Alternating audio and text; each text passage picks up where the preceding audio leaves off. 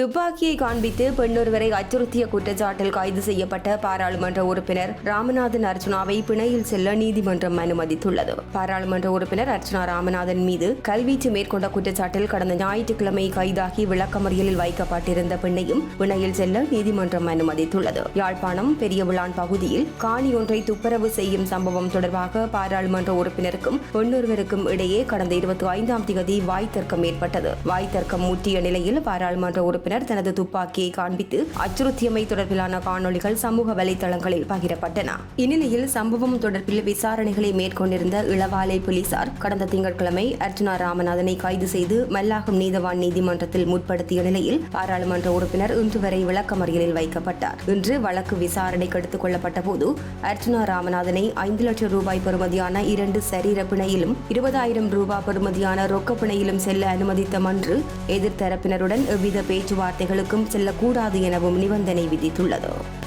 கடந்த வாரம் பாராளுமன்ற உறுப்பினர் அர்ச்சுனா ராமநாதன் அவர்களுக்கும் பிரதேசவாசிகள் அல்லது காணி உரிமையாளருக்கும் இடையில் ஒரு தகராறு இடம்பெற்றது உங்கள் எல்லோருக்கும் தெரியும். அந்த தகராறின் அடிப்படையிலே கடந்த வெள்ளிக்கிழமை ஒரு பெண் விளக்கமறியலிலே மல்லாகம் நீதவான் நீதிமன்றினாலே வைக்கப்பட்டிருந்தார். அதே போன்று கடந்த திங்கட்கிழமை மன்றிலே முற்படுத்தப்பட்டிருந்த பாராளுமன்ற உறுப்பினர் ராமநாதன் அர்ச்சுனா அவர்கள் இன்றைய தினம் வரை மன்றினாலே விளக்கமறியலிலே வைக்கப்பட்டிருந்தார். இன்று அந்த 2 வழக்குகளும் எடுத்துக்கொள்ளப்பட்டிருந்தது. அந்த 2 வழக்குகளிலும் நான் அந்த பெண் சார்பிலே நீதிமன்றத்திலே ஆஜராகியிருந்தேன். என்னோடு கனிஷ்ட சட்டத்தரணிகளும் ஆஜராகியிருந்தார்கள். அந்த வழக்கிலே நாங்கள் 2 விதமான விண்ணப்பங்களை மேற்கொண்டிருந்தேன். ஒன்று, அந்த பெண்ணை பிணையில் விடுதலை செய்ய வேண்டும் என்று கவர்மெண்டில் விண்ணப்பம் செய்த அடிப்படையிலே பெண் பிணையிலே விடுதலை செய்யப்பட்டிருக்கின்றார். அதே போன்று ராமநாதன் அர்ச்சுனா அவர்களையும் விளக்கமறியலில் தொடர்ந்து வைக்க வேண்டும் என்ற விடயத்தை நான் கவர்மெண்டினுடைய கவனத்துக்கு கொண்டு சென்றிருந்தேன். மிக பிரதானமாக லைசன்ஸ் வழங்கப்படுகின்ற ஒருவர் எந்தவித குற்ற பின்னணியும் இல்லாத ஒருவராக இருக்க வேண்டும். அவருக்கு தான் லைசன்ஸ் வழங்க வேண்டும். குறிப்பாக கிரிமினல் வழக்குகள் இருக்கின்ற ஒருவருக்கு லைசன்ஸ் வழங்க முடியாது. இந்த அடிப்படையிலே இந்த நபருக்கு எதிராக பல்வேறு குற்றவியல் வழக்குகள் நடைபெற்று வருகின்ற காரணத்தினாலே இவருக்கு லைசன்ஸ் வழங்கப்பட்டிருக்க முடியாது.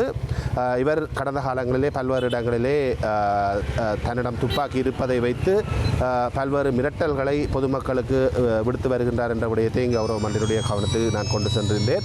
அதே போன்று எத்தகைய ஒரு பாராளுமன்ற உறுப்பினர் வேறு பாராளுமன்ற உறுப்பினர்கள் பலரிடம் இவ்வாறான துப்பாக்கிகள் இருக்கின்ற பொழுதும் சமூகத்தை அச்சுறுத்துகின்ற விதமாக துப்பாக்கிகளை நீட்டுகின்ற செயற்பாடு வேறு எந்த பாராளுமன்ற உறுப்பினர்களாலும் அல்லது லைசன்ஸ் வைத்திருக்கின்றவர்களாலும் செய்யப்படுவதில்லை. இவர் ஒரு புதுவிதமாக சமூகத்தை மிரட்டுகின்ற பாணியிலே இந்த லைசன்ஸை பயன்படுத்தி துப்பாக்கிகளை நீட்டுகின்ற வழக்கத்தை கொண்டிருக்கின்றார் என்ற விடயத்தையும் இது நிறுத்தப்பட வேண்டும் என்ற விடயத்தையும் நான் கவர்மெண்டினுடைய கவனத்துக்கு நான் சுட்டிக்காட்டியிருந்தேன். அதே போன்று இந்த ராமநாதன் அர்ச்சுனா அவருடைய விளக்கமறியல் காலத்தை நான் நீடிக்க வேண்டும் என்றும் வேண்டுகோள் விடுத்த பொழுதிலும் போலீசார் இளவாலை போலீசார் தங்களுக்கு இந்த விளக்கமறியலை நீடிக்க வேண்டிய தேவை இல்லை, விசாரணைகள் முடிவடைந்திருப்பதாக நீதிமன்றத்தில் தெரிவித்ததை அடுத்து விளக்கமறியலிலிருந்து அவர் பிணையிலே விடுதலை செய்யப்பட்டிருக்கின்றார். இருந்த போதிலும் கடுமையான பிணை நிபந்தனைகளை விதிக்குமாறு நான் கவர்மெண்டிடம் சுட்டிக்காட்டியிருந்தேன். குறிப்பாக அந்த லைசன்ஸை இடைநிறுத்த வேண்டும், அந்த துவக்கை நீதிமன்றத்திலே பாரப்படுத்த வேண்டும் போன்ற விடயங்களை நான் நீதிமன்றத்திலே விடுத்திருந்தேன். அதன் அடிப்படையிலே அவருடைய துவக்கு சான்று பொருளாக நீதிமன்றத்திலே முற்படுத்தப்பட்டிருக்கிறது. மேலதிகாரிக்கு தாக்கல் செய்யுமாறு போலீசாரிடம் கோரப்பட்டிருக்கிறது. இவருடைய லைசன்ஸை இடைநிறுத்துவது தொடர்பாக மேலதிகாரிக்கை சமர்ப்பிக்குமாறும் போலீசாருக்கு அறிவுறுத்தப்பட்டிருக்கின்றது. அத்தோடு இந்த வழக்கோடு சம்பந்தப்பட்ட முறைப்பாட்டுக்காரர்களை குறிப்பாக அந்த பெண்ணை அச்சுறுத்துகின்ற விதத்திலே இவர் எந்தவித செயற்பாடுகளிலும் ஈடுபடக்கூடாது என்ற விடயத்தையும் கவர்மெண்ட் சுட்டிக்காட்டுகிறது. இந்த கடுமையான பிணை நிபந்தனைகளை மீறுகின்ற பட்சத்தில் இவருடைய பிணை ரத்து செய்யும் என்கின்ற விடயத்தையும் கவர்மெண்ட் இன்றைய தினம் பாராளுமன்ற உறுப்பினருக்கு தெரிவித்திருக்கிறது. ஆகவே மிக கடுமையான பிணை நிபந்தனை அடிப்படையிலே அவருடைய துப்பாக்கி நீதிமன்றத்திலே சான்று பொருளாக முற்படுத்தப்பட்டிருக்கின்ற நிலையிலே இன்றைய தினம் அவர் பிணையிலே விடுதலை செய்யப்பட்டிருக்கின்றார். இந்த வழக்கு எதிர்வரும் ஆகஸ்ட் மாதம் 19ஆம் தேதிக்கு தவணையிடப்பட்டிருக்கின்றது.